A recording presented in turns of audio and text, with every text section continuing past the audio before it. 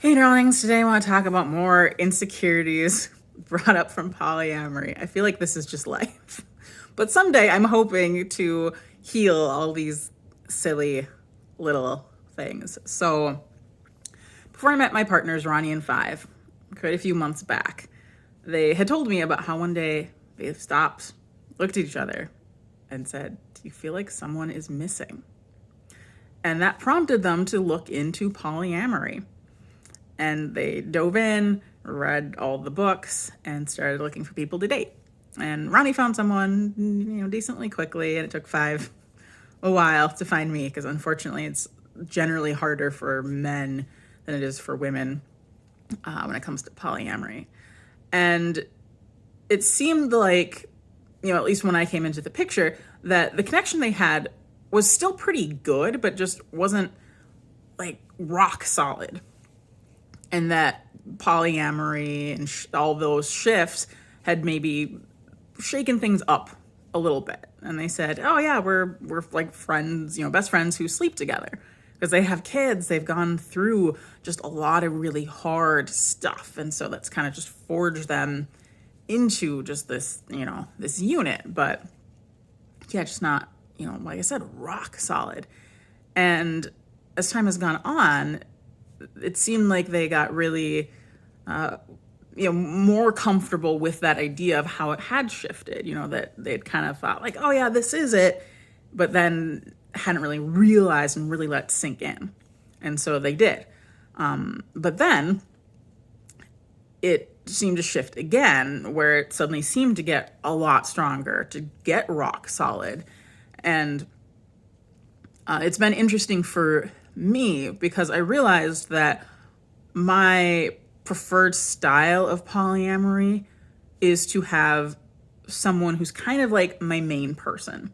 So there had been a book that talked about the different relationship styles. The one that's like closest to monogamy is when you have like that kind of main person. It's like you and that person, and you're like just this unit. And then you have like other people as well, but you don't have that same level of connection. Because for me, it seems like I tend to connect pretty hard to one person, and I can still love other people, but it's harder for me to have really big loves for multiple people. And I kind of had the thought, just from the things that Ronnie and Five had said, especially because like Ronnie had talked about how she has this really powerful, connected, just beautiful relationship with her other partner. And she's like, "Oh yeah, we are super sexually compatible. We're super emotionally compatible." She's like, just like you and Five, like you two are very sexually and emotionally compatible and just have this really strong connection. And she had once asked me how I viewed the relationships. And I said, well, if I let my brain wander, like my brain sees me and Five almost as these planets orbiting each other, and then Ronnie and her partner orbiting as well, and then we're all just kind of together, and then my friend Stallion is somewhere bebopping in the galaxy as well. And it was funny because she said, "Whoa, that's what my partner sees, like pretty much exactly." And I was like, that's trippy. And so I thought it would kind of be like that Five would be more my person, and there would still, I'd have love and affection for Ronnie, and at least friendship with her partner, and, love and affection for Stallion. And it would just be this cool thing, but that Five would be like my main person. And I think Five felt pressured to be that, but has been realizing like, oh, nope.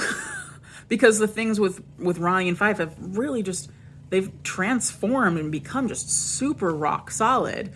And he shared with me the other night, he and Ronnie hadn't really had a lot of this, really sexual, spicy flirtiness, but that had happened.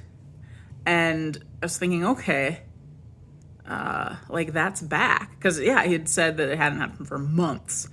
And that's returned. And it's like, oh, that's beautiful. That's lovely. Like people regaining that connectedness and just becoming rock solid is great. It's great for the family.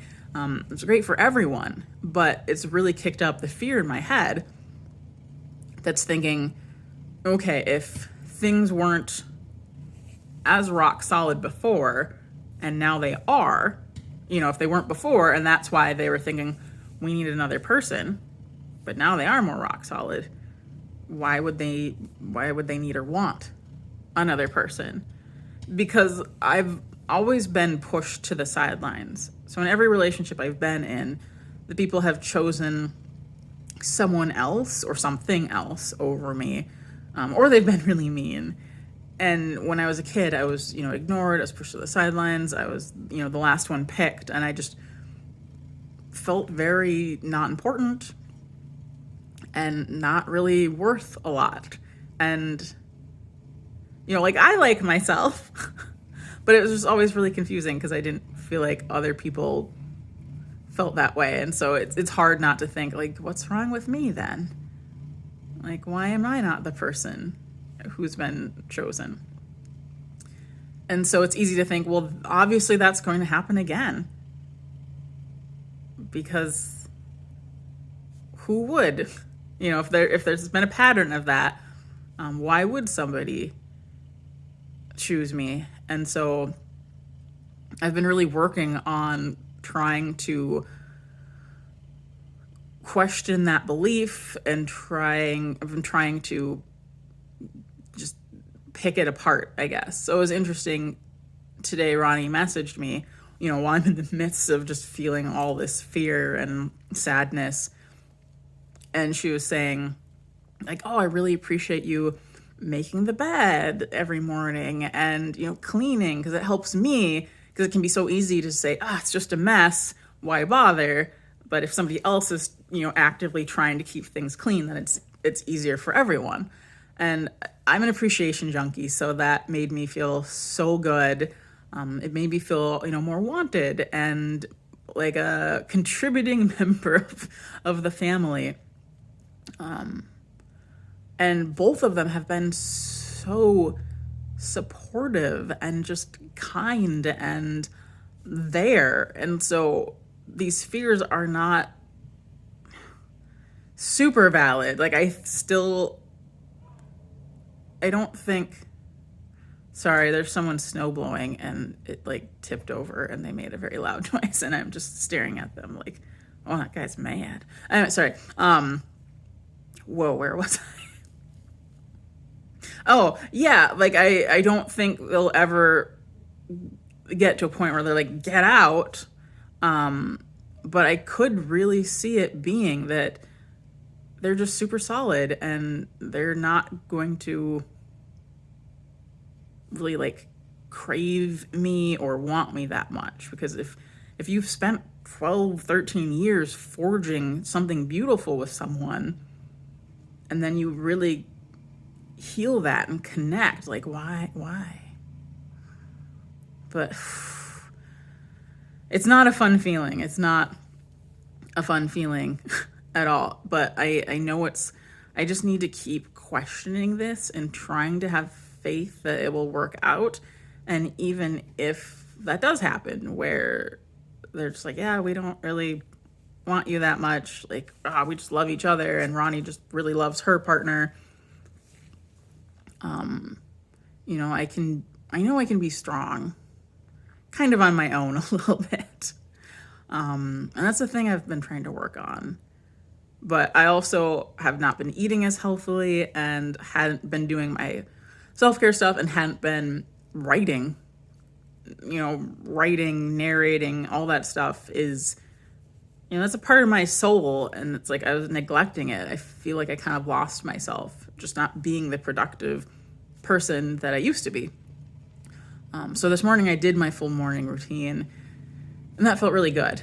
But I kind of expected it to just suddenly make me feel better, like all the way, that I would just go from just depressed, like weirdly, like pre-heartbroken to just like, yay, everything's great. And then when I got sad again, I was like, oh, why didn't it work? But I mean, I obviously have to do my morning routine every day for a while, and get back to my passions for a while before I'm going to feel just good again. But yeah, it's been interesting. And I also know I need to work on shifting how I see things too, and just trying to be more in gratitude. But it's been weird trying to feel my feelings, but not get lost in them. I don't know. Life is weird. But I'm going to keep trying. I'm going to keep trucking. I'm going to keep taking care of myself. I really like this lady on here, Marissa Peer. I'm just going to maybe binge watch a few of her videos to try to boost the old mood, maybe listen to some good music. So I'll check in. I'm really hoping that in a while I'll look back on this and be like, oh, that was silly. Ha ha ha. I feel so much better. But yeah, okay. Here's hoping. Okay, bye.